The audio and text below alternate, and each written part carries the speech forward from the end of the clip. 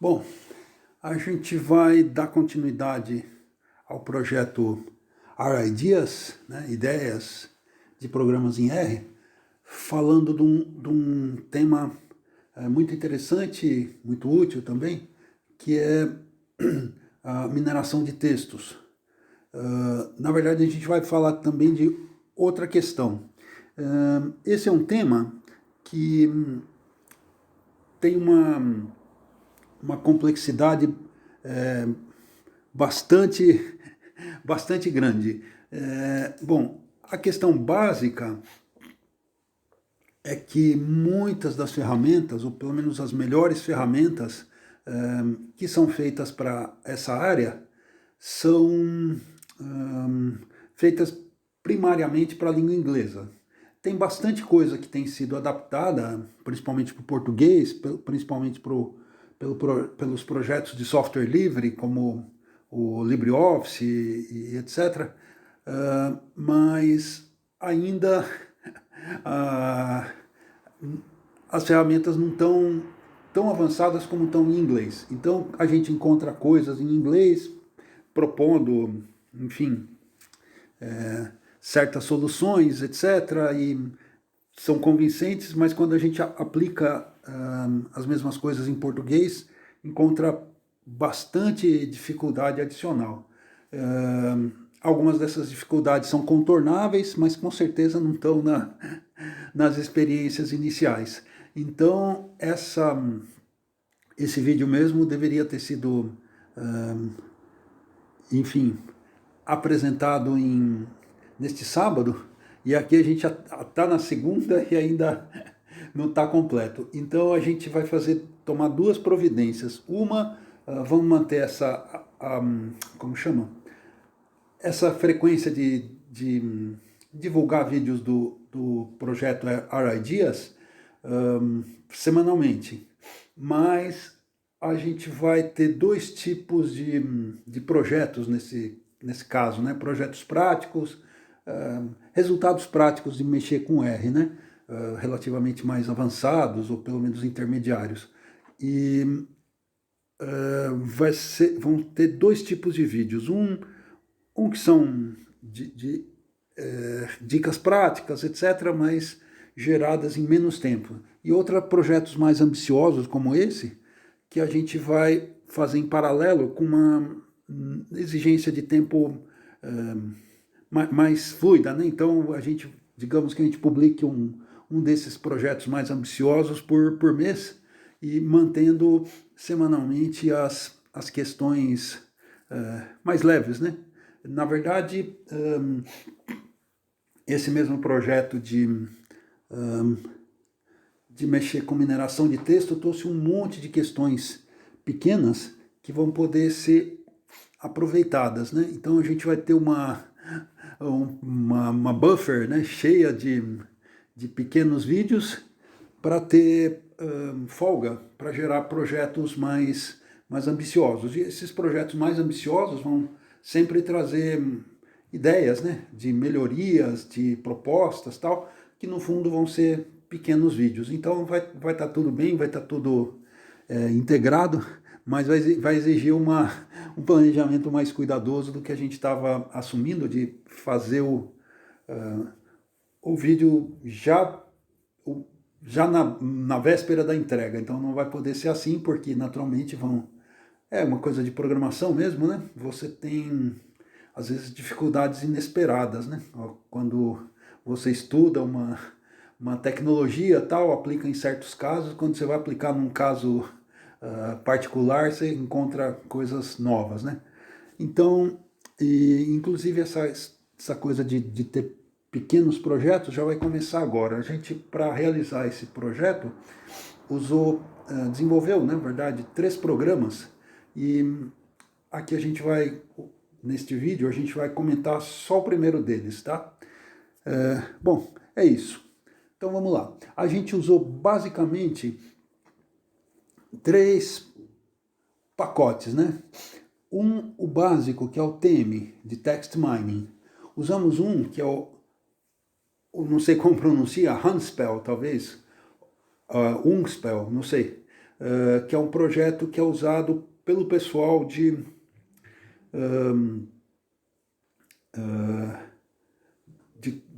usa muito corretores ortográficos. Por exemplo, o LibreOffice usa esse Unspell. Ele é muito bom, muito rápido, né?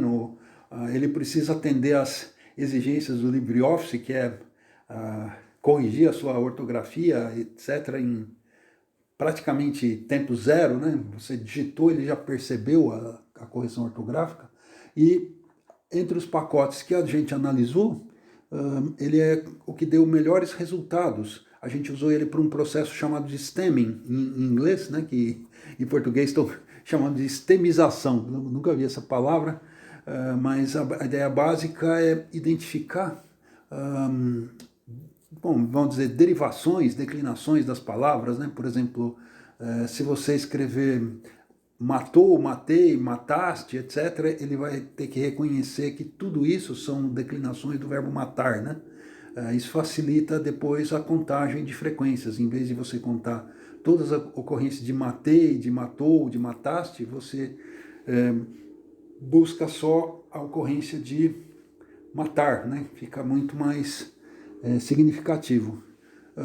E usamos também um pacote que é muito interessante, na última fase a gente vai comentá-lo, chama-se Word Cloud 2. Esse pacote é uma tendência do R nova, né? Que é o seguinte: a maior parte dos pacotes desenvolvidos para R até há poucos anos, ou eram escritos no próprio R, ou eram escritos em C e C++. Agora está tendo uma tendência a ter pacotes escritos em JavaScript. JavaScript é a grande linguagem, né? Sem dúvida, tem muita coisa sendo feita para ela, e na verdade a internet invadiu tudo. Mesmo essa IDE aqui excelente, inclusive, que é o RStudio, no fundo ela é um navegador. Não só essa parte aqui, Viewer, mas tudo aqui tem elementos de navegador. Então é muito interessante. E esse Word Cloud 2, que foi o melhor desenhador de nuvens de palavras que a gente encontrou, ele é escrito em JavaScript. Naturalmente isso traz alguns problemas, tal, mas ele a princípio funciona razoavelmente. Então foi o que a gente usou. Bom, então vamos falar dessa primeira fase, que a gente só preparou os textos, na verdade. Bom, a primeira questão é a seguinte: quando a gente está procurando textos, tem alguns portais, como o Gutenberg, projeto Gutenberg, que trazem os textos em vários formatos, inclusive em TXT, que é de longe o que o formato mais fácil de lidar. Infelizmente, não é assim em grande maioria dos casos. Então, a gente tem que baixar os PDFs, e esses PDFs tem que ser convertidos para texto, né? E, bom, deixa eu falar um pouquinho dos textos que a gente está pegando. O processo de mineração de textos normalmente envolve um volume muito grande de informações, né, que são os chamados corpus, tá? Corpus, com U, né, na latim. E a gente pegou um corpus que era os romances da fase madura do Machado de Assis. O Machado escreveu muito, escreveu contos, escreveu até poesia, romances também, né? Escreveu muitas crônicas, mas a parte mais importante, ou pelo menos mais valorizada do trabalho dele, com certeza está nos romances. E não em todos os romances, estão nos romances só da chamada fase madura. Então o que a gente fez foi pegar os romances da fase madura e aplicar algumas transformações, tá? E, bom, e com isso tem duas coisas boas, né? Uma, a gente realmente está trabalhando com o que é mais valorizado do Machado de Assis, apesar de que os contos também são muito apreciados, né? Mas, de qualquer modo, os romances também são, principalmente, eu acho, apreciados, né? E um conjunto de informações menor, né? Que a obra completa dele, como ele basicamente era um jornalista, né? Ele produziu muito, muito mesmo. A obra completa dele teria não só o volume, mas como graus diferentes de processamento, etc. Alguns provavelmente vão estar na ortografia antiga, e os romances estão, por serem muito queridos, muito apreciados, já estão todos na ortografia atual, são bastante disponíveis, etc. Bom, então o que a gente fez? Existe um projeto do governo brasileiro de disponibilizar a obra inteirinha do Machado de Assis, ele não é à toa, né? Ele é considerado o maior escritor brasileiro. A gente foi lá, baixou os romances mais importantes. O endereço está na descrição do vídeo. Bom, a gente baixou porque é uma questão que aconteceu no momento anterior. O R tem muitas ferramentas para baixar coisas diretamente da internet. Você informa o URL e ele vai lá e baixa. Mas, infelizmente, a internet hoje em dia é um lugar de muitas experimentações, etc. E alguns dos sites têm o que se chama de redireção. Você coloca uma URL, mas assim que você chegou nessa URL, ele te manda para outra página. E nem sempre as ferramentas mais básicas do R sabem lidar com isso, né? Então, com certeza existem ferramentas mais poderosas, mas envolveria baixar mais pacotes, a gente começa a sair de uma questão de simplicidade. Então, o que a gente fez foi o mais simples, o mais trivial. A gente foi até esse local do governo brasileiro, onde tem todas as obras completas do Machado de Assis, selecionamos os romances da fase madura, baixamos um por um num diretório, e desse diretório a gente, enfim, pegou as informações. Ok. Bom, então o que esse programa faz? Então vamos começar a comentá-lo desde o começo. Aqui ele começa, é o programa principal. Então, ele chama uma função que se chama readPDF. Ela é criada no pacote Text Mining, mas na verdade ela usa outros pacotes que a gente não vai comentar agora, porque quando a gente baixa o Text Mining, ele já baixa os pacotes necessários, tá? Então o que a gente faz? O que essa coisa faz? Em primeiro lugar, a gente chama uma função chamada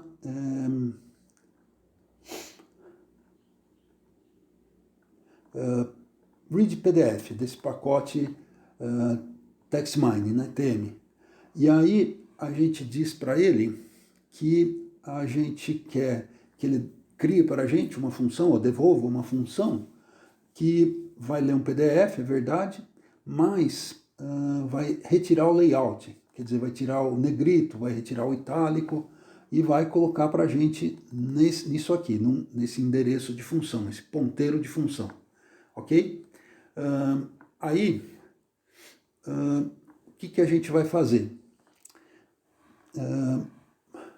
A gente vai chamar uma outra função, essa de nossa criação, né, que vai ter um endereço de arquivo no nosso diretório. Aqui seria o nome e o endereço do arquivo, quer dizer, então o nome, vamos dizer, José da Silva, que vive na Penha, né, o José da Silva da Penha. Então vai estar o file path, é a informação completa até chegar ao arquivo, tá? Mesma coisa aí do José da Silva da Penha. José da Silva é o nome dele, Penha é o bairro onde ele mora, né? Então, aqui mesma coisa, a gente vai ter o nome e o diretório, ok? E aqui a gente vai chamar aquela funçãozinha que que o pacote TM gentilmente ofereceu para a gente. Bom, quando a gente entra na função, o que a gente faz? A gente pega avisa, né, que esse processo é muito lento, a gente avisa onde que a gente... qual arquivo que a gente está processando. Então, com isso, na saída do programa, vai estar informando, ó, eu comecei a processar esse arquivo assim assado, tá? Então, isso aqui é só isso aqui é só para eu ficar sabendo que o programa não está morto, né? Tá ativo, está dizendo para mim o que está fazendo.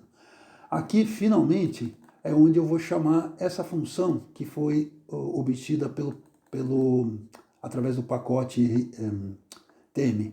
Ok, e aí eu preciso passar para ela dois parâmetros. O primeiro parâmetro é justamente o caminho, o file path, onde o arquivo está. Ok? Isso aí eu passo através do que se chama de URI, que é uma coisa semelhante, sem querer entrar em detalhes, de URL. Tá? Então eu estou dizendo justamente a localização dele, né? Nome e localização. E aí também eu informo que eu estou usando a linguagem português, PT. E isso é importante porque, em função de algumas transformações, os pacotes que a gente vai estar usando vão perguntar, mas qual que é a linguagem desse negócio, desse corpus que você está me fornecendo? Aí a gente vai ter essa informação em português e ele vai lá e pega. Beleza, isso aqui ele devolve como uma estrutura, né? Ele lê o PDF, devolve como uma estrutura. O PDF tem várias coisas, além do básico lá dele, ele tem um cabeçalho, etc. E a gente não está interessado nesse cabeçalho, a gente só está interessado no conteúdo, no texto em si, ok? E vai ser devolvido nessa variável result. Ok. Bom, aqui vou pegar os arquivos que eu preciso, né? Então, eu preciso dizer o padrão que eles seguem, tá? Bom, nesse momento são só todos os arquivos com terminação PDF, que estão naquele diretório data, ok? Esse diretório data, bom, a gente está aqui está mantendo a estrutura do repositório, então tem um projeto que chama RIDeas, tá? Quando vocês baixarem isso no computador de vocês, vai criar uma estrutura que é o primeiro nível do repositório é o diretório RIDeas, e dentro dele vai ter outros repositórios. Naturalmente os scripts estão no diretório script, e os dados vão estar não dentro do diretório script, mas no mesmo nível dele, a partir do RIDeas, um diretório chamado data. Então, eu vou construir uma lista de arquivos, né? Aqui é o que está escrito aqui, list files, informando o caminho, né? O diretório onde essas coisas estão, tá? Folder é o nome para diretório, e o padrão dos arquivos que eu vou pegar lá. Talvez no futuro, caso eu coloque mais arquivos PDF, eu preciso dar alguma informação a mais. Nesse momento, vou dizer que eu quero que baixe todos os arquivos do diretório com terminação PDF do diretório data. Ok. Bom, então com isso eu tenho uma lista chamada files. Justamente essa função faz isso. List files cria uma lista de arquivos dentro dessa pasta, né? E com esse padrão. Ok. Aí agora, para cada um deles, eu vou fazer algumas coisas. Em primeiro lugar, como eu falei, isso pode ser um processo demorado. Então, assim que eu peguei esse arquivo, eu falo, olha, eu peguei o arquivo tal, ok? Aqui vai ser o nome sozinho, vai ser só, por exemplo, José da Silva, não vai ter Penha. Aí eu vou ler o arquivo e já gerar texto, o que eu faço naturalmente nessa função aqui. E aqui, finalmente, ele vai dizer José da Silva da Penha. Então vai ter, assim que o texto começar a ser lido, vai ter essas duas informações. Aqui eu mostro só o José da Silva, nessa linha aqui eu mostro José da Silva da Penha. Ok. Bom, aqui vem uma parte que pode parecer bobinha, mas foi significativa, né? Eu precisei, como eu falei,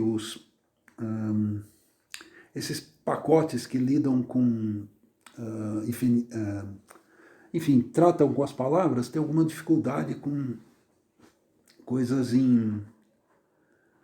na língua portuguesa, né, principalmente, e algumas pedacinhos de formatação que ficam. Então, o que eu precisei fazer? Eu precisei ir em cada um desses arquivos, e trocar. Essa função gsub já foi comentada em um vídeo do projeto R para programadores. Esse vídeo vai ficar na referência, na descrição do vídeo atual, ok?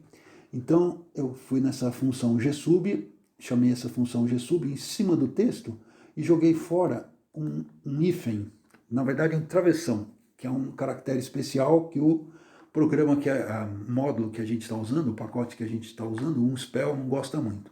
Então, fui lá, troquei pelo hífen normal, tá? Não perde, o texto não perde nada com isso, tá?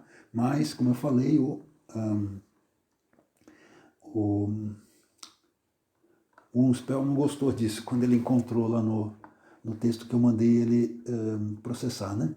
E assim por diante. Tem várias outras coisas, tá? Aqui já está comentado. Quando vocês baixarem o arquivo vai poder ser olhado, tá? São várias coisas que aparentemente são inocentes, tal, aspas num formato mais bonitinho, etc. Mas o Unspell não gostou muito. Então eu vou lá, tiro fora todas essas coisas, tá?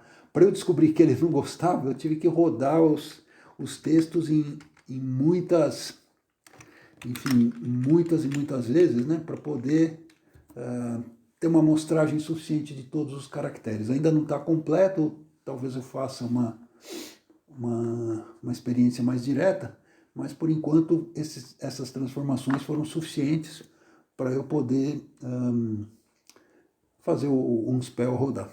Ok. Bom, daí em diante eu vou fazer o seguinte, eu vou pegar o nome do arquivo que eu recebi aqui, ok?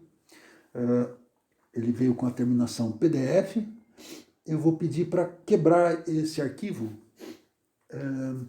tirando fora a terminação PDF. Então vai ficar a base do arquivo. E aí eu vou grudar nele a terminação TXT. Tá? Então vai ficar, por exemplo, Quincas, que é o Quincas Borba, né? O Quincas.pdf é o arquivo original. Aí aqui vai ficar Quincas, o base vai ficar sozinho Quincas, não vai ficar mais Quincas PDF, ok? Aqui esse string split devolve numa lista. Aí aqui eu estou pegando só a primeira parte da lista, ok? E estou jogando no base. Bom, e aí eu vou pegar o base, usando a função paste, vou grudar nele o diretório de onde o PDF estava, né? Vou colocar o nome base, né? No caso Quincas, e vou grudar nele aqui TXT. E aí eu estou avisando para o paste, não precisa colocar espaço em branco em nada disso. Então vai ficar .data/quincas.txt. Aí, finalmente, eu vou abrir um arquivo de texto, tá? Que é esse cara aqui, tá? Com aquele nome fornecido. Aí ele abriu o arquivo, tá? Aí agora eu venho aqui e vou pegar todas as linhas de texto que eu li e vou gravar nesse arquivo. E aí, naturalmente, como eu já terminei de ler, eu vou fechar o arquivo. Bom, esse processo de fechar arquivo é importante, né? Porque vai garantir que todo o conteúdo seja transferido para o disco, ok? O R saberia fazer isso, tipo, na hora que eu fechasse o programa, na hora que eu fechasse o RStudio, etc., mas é arriscado, né? Então é melhor que eu rode faça as transformações e imediatamente já feche, ok? Então eu estou sempre fazendo um processamento muito cauteloso para não dar chance ao erro. Então aqui está explicado o programa, vamos rodar e vai ter mais um detalhezinho que vai precisar ser comentado. Então a gente vem aqui, como o programa já é programa de gente grande, a gente vai querer rodá-lo sem eco, senão vai vir muita informação e na verdade vai vir tanta informação que em algum momento o R fala, para, chega, não vou falar mais. Então vamos rodar. sem eco. Tá? Então, aqui ele está informando para a gente, olha só que interessante, ele foi processando, né, os arquivos aqui não são tão grandes, né, podia ser um livro de 400, 500, 1000 páginas, mas justamente o Machado de Assis era um cara muito interessante, ele nunca escrevia livros muito grandes, são livros muito leves nos dois sentidos, né? Leitura leve e tal, não é coisas dramáticas, assassinatos, etc. E coisas não tão muito longas. São livros profundos, tal, tem muita coisa para aprender lendo eles, ele tem uma análise psicológica muito interessante e tal, mas tem uma primeira leitura deles que são livros muito agradáveis, bem-humorados, etc. Bom, então os arquivos estão aqui. Então, agora, a primeira coisa que a gente faz numa transformação dessas, né, é dar uma olhada neles, né, que não dá para confiar por várias razões no que foi gerado. Então, a primeira coisa de uma análise de texto, uma análise de mineração de texto e uma análise em geral de dados é avaliar os dados. Então a gente estava antes no diretório script, que era onde estão os programinhas, agora a gente vai para o diretório data. Então aqui está ordenado por ordem de criação, então são esses caras aqui. Então eu vou pegar o primeiro deles, que é por ordem alfabética, que é o Casa Velha. Ok. Então a gente vem, o R sabe abrir arquivos de texto e ele traz a informação aqui. Bom, então deixa eu aumentar aqui a área para ficar mais... Bom, só tem um problema, então isso é bacana, é legal. Cada um desses arquivos tem um pequeno cabeçalho que informa de onde veio, etc. Isso é totalmente importante, mas para o nosso trabalho é inútil. Infelizmente, esses cabeçalhos não têm uma padronização, ou seja, quem vai ter que ler esse negócio é a gente mesmo, não vai ser um programa. Não teria, se tivesse alguma padronização, eu cheguei a olhar um por um, daria para fazer um programinha para detectar as coisas, mas não tem jeito. Ou talvez até desse, mas o programa ia ficar tão complicado que nada substituiria isso aqui. Ir lá, iluminar o texto, ok? E aí vai ter que ser feito um por um, ok? Bom, por brevidade, que o vídeo já ficou um pouquinho demorado, eu vou suprimir essa parte, mas o processo é só esse, tá? Então, na próxima ocasião, a gente vai falar sobre o processamento que permitiu a gente gerar os corpos de texto pré-processados para no final do processo poder gerar a nuvem de palavras, ok? Por enquanto é só. Muito obrigado até aqui.